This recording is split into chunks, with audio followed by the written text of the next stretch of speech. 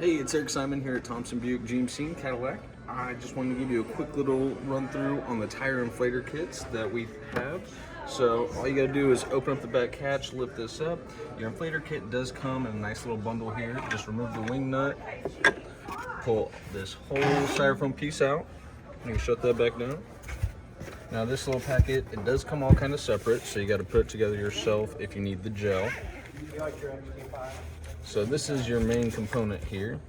It does have an on-off switch there. This is where you'll actually insert your gel. We'll get to that in a second. Now, if you just need to inflate your tire, there's two little cords. This one's actually a car charger. You just plug this in right up in front, and this is your air hose. It'll just pull right out the top there.